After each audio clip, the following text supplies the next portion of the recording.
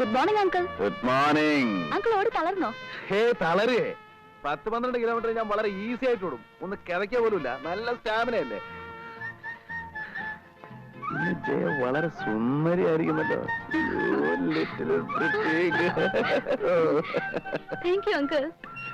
ജയ എന്നെ uncle uncle എന്ന് വിളിക്കുമ്പോ കേൾക്കുന്നവർ വിചാരിക്കും ഞാനൊരു വയസ്സനാണെന്ന്. എനിക്കങ്ങനെ പ്രായമൊന്നും ആയിട്ടില്ല. വെറും 31 വയസ്സുള്ള ഒരു ബാച്ചിലറാണ് ഞാൻ. അയ്യോ, കണ്ട ഒരു 28 വയസ്സേ തോന്നുന്നു. ആണോ? അതെന്റെ വ്യായാമത്തിന്റെ ഗുണമാണ്, എക്സസൈസ്.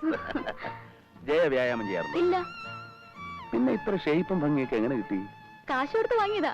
പോട്ടെ അങ്കിൾ. എത്ര ധൃതി. അയ്യോ, എനിക്ക് ട്യൂഷൻ ഉണ്ട്. ട്യൂഷനോ? എന്താണ് സബ്ജക്ട്? മാത്തമാറ്റിക്സ്. മാത്തമാറ്റിക്സ് ആണോ?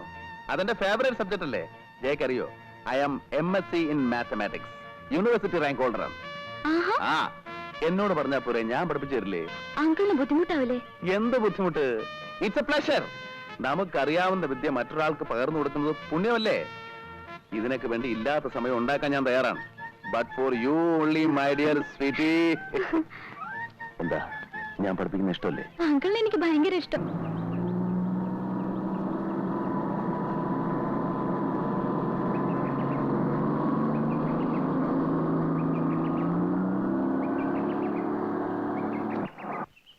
കോവല, തെണ്ടി നടക്കാതെ ഇവിടെ തന്നെ ഉണ്ടാവണം.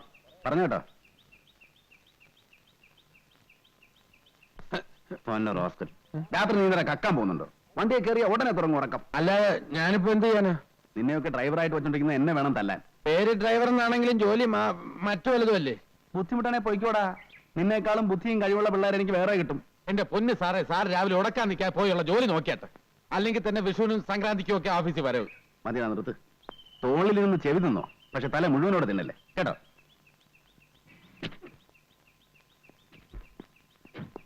Good morning sir. Good morning sir. Good morning good morning sir. Good morning sir. Good morning sir. Good morning sir. Good morning sir. Good morning sir.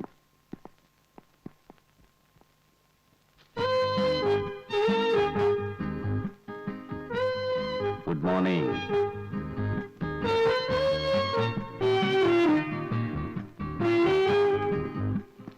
ആ ഫയൽ എടുത്ത് വെച്ചോ? ഏത് ഫയലാ സർ? മറന്നുപോയോ? ഞാൻ പറഞ്ഞിരുന്നല്ലോ, ഒന്ന് ഓർത്ത് നോക്കിയേ. എന്താ ഇത്ര മറവി?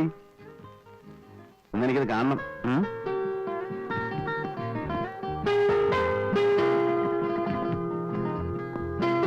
ആ ഗോവല, ചെറിയ പണി. എന്താ? നമുക്ക് മറ്റേ പാർട്ടി ഒന്ന് കാണണ്ടേ? ഏത് പാർട്ടി? രേവതി. വേറെ ആളെ നോക്ക്, എനിക്ക് പറ്റില്ല. നീ കുറച്ചേരം കാറി കിടന്ന് ഉറങ്ങിയിട്ടൊക്കെ പോയാ മതിയാ. എനിക്ക് പറ്റില്ല എന്ന് പറഞ്ഞില്ലേ? അതെന്റെ ജോലിയല്ല. ഗോവല,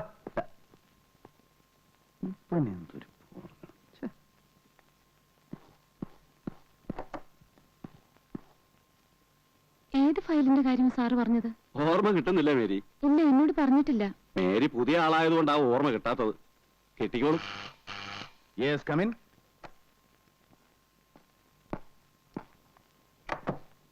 ഇതെന്താ? ഒക്കെ സൈൻ ചെയ്തിട്ടങ്ങ് പോവാവും.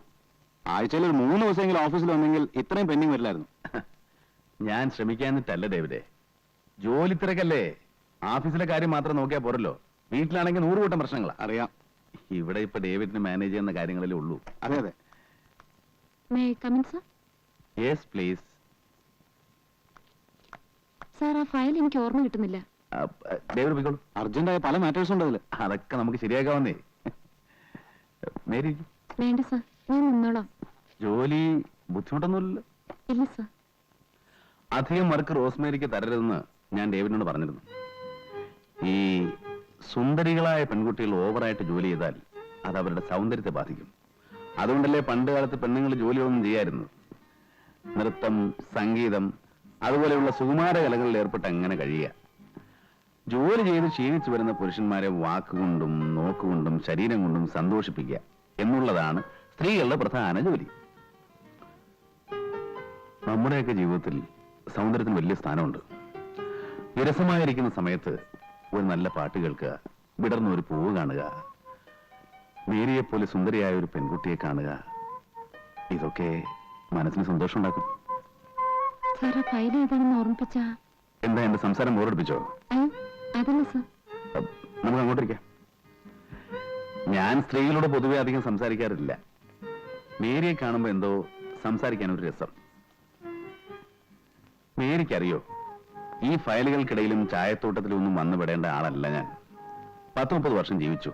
എന്ത് നേടിയെന്ന് ചോദിച്ചാൽ ഒന്നുമില്ല, പിന്നെ കുറെ പണം. അതിലെന്ത് കാര്യം? നമ്മളെ മനസ്സിലാക്കുന്ന ഒരു സുഹൃത്ത്, ഓർമ്മിക്കാൻ ഒരു പെൺകുട്ടി, ഒക്കെ വെറും സ്വപ്നങ്ങളാണ്. ജീവിതം വല്ലാതെ മടുപ്പ് തോന്നുന്നു. മേരിയെ കാണുമ്പോ എന്തോ ഒരു ആശ്വാസം. എന്താടാ? മറ്റേ പാർട്ടിയെ കാണണ്ടേ? ഏത് പാർട്ടി? കുറച്ചു മുമ്പ് പറഞ്ഞോ മറന്നുപോയോ? എല്ലാം വിശദീകരിച്ച് പറയണോ? മറ്റേ ഹോസ്റ്റലില് വേണ്ട, മേരി വയ്ക്കോളൂ, ഞാൻ വിളിപ്പിക്കാം. ശരി സാർ. ഓഫീസിലും കൃഷി തുടങ്ങിയില്ലേ? ഇത് നാറ്റ കേസാ കേട്ടോ. അത് ഞാൻ നോക്കിക്കോളാം. നീ പോയി രേവതി ചെന്ന് കണ്ടോ. എന്ത് പറയണം? എഴുത്തുവല്ലോ ഉണ്ടോ? ഞായറാഴ്ച ഒരു ഔട്ടിങ്ങിന് പോരാൻ പറ്റുമെന്ന് ചോദിച്ചു. 5 മണിക്ക് മുമ്പ് ഹോസ്റ്റലിൽ കൊണ്ടുവിടാം. കോളേജിൽ പോകണോ ഹോസ്റ്റലിൽ പോകണോ? ലഞ്ച് ടൈമിന് ഹോസ്റ്റലിൽ പോയാൽ മതി. ചെല്ലടാ.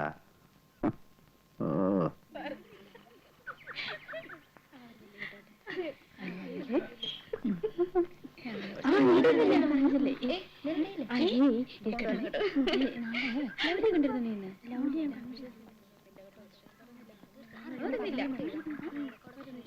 പെങ്ങളെ രേവതി എന്ന കുട്ടി കോളേജിൽ പോയോ? മുറിയിലുണ്ടല്ലോ.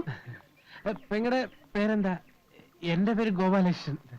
ഓ, നിങ്ങളാണല്ലേ ഗോപാലകൃഷ്ണൻ. ധാരാളം കേട്ടിട്ടുണ്ട്. കണ്ടതിലും വളരെ സന്തോഷം. പോട്ടെ. രേവതി, ഒന്ന് വേഗം വാ, സമയായി. ദാ വരുന്നു. രേവതി, ഞാനാ ഗോപാലകൃഷ്ണൻ. വിഷ്ണു സാർ പറഞ്ഞിട്ട് വന്നതാ. അയ്യോ ഈശ്വര, എന്തിനാ ഇപ്പൊ ഇങ്ങോട്ട് വന്നത്? ഇവിടെ ആകെ പ്രശ്നമായിരിക്കുക. എന്താ എന്താ പ്രശ്നം? എല്ലാം മാറ്റിനറിഞ്ഞു. വിഷ്ണുവിന്റെ കത്തുകളൊക്കെ പിടിച്ചു. എല്ലാം ഡാഡിക്ക് അയച്ചു കൊടുക്കുന്നു പറഞ്ഞിരിക്കുക. സംഗതി പുലിവാലായോ? ഒരു കത്ത് വന്നാ പൊട്ടിച്ചിട്ടേ തരൂ. ഫോൺ വന്നാ തരില്ല. കാണാൻ ആള് വന്നാ അനുവദിക്കില്ല. കത്തിൽ പേര് വെക്കായിരുന്നു നന്നായി. കുറെ ചോദിച്ചെങ്കിലും വിഷ്ണുവിന്റെ പേര് ഞാൻ പറഞ്ഞില്ല. ഡാഡി അറിഞ്ഞ എന്നെ കൊന്നു കളയും. അതിപ്പോ ഞാൻ സാറിനോട് രേവതി, ആരാ? ഞാനറിയില്ല. മാറ്റൻ ഇവിടെ ഉണ്ടോന്ന് ചോദിക്കായിരുന്നു. അയ്യോ, ഞാനോ? അതെ, ഇതാണ് മാറ്റൻ. നിങ്ങൾക്കല്ലേ മാറ്റിനോട് എന്തോ സംസാരിക്കാനുണ്ടെന്ന് പറഞ്ഞത്? പാടിപ്പോ. നിൽക്കവിടെ. നിങ്ങളാരാ? ഞാൻ ഗോപാലകൃഷ്ണൻ. എന്റെ പേര്. എന്ത് വേണം? അത് പിന്നെ സാറ് കുട്ടി ഇവിടെ വേക്കൻസി ഉണ്ടോ? എനിക്കൊരു സീറ്റ് വേണമായിരുന്നു. നിങ്ങൾക്കോ? അതെ. എന്റെ പെങ്ങളുണ്ട്, കോളേജ് പഠിച്ചോണ്ടിരിക്കുക, ഒറ്റയ്ക്ക്. പാവാ. എന്താ പേര്? ഗോപാലകൃഷ്ണൻ. നിങ്ങളുടെ പേരല്ല, നിങ്ങളുടെ പെങ്ങളുടെ പേര്. മേരി. മേരിയോ? മേഴ്സി. മിസ്റ്റർ, നിങ്ങൾ എന്ത് ഉദ്ദേശത്തിലാണ് ഇവിടെ വന്നത്? താൻ സത്യം പറഞ്ഞോ, അല്ലെങ്കിൽ തന്നെ പിടിച്ച് ഞാൻ പോലീസിൽ ഏൽപ്പിക്കും. അല്ല സിസ്റ്റർ, സത്യമായിട്ട് ഞാൻ ഇവിടെ വാച്ച്മാൻ!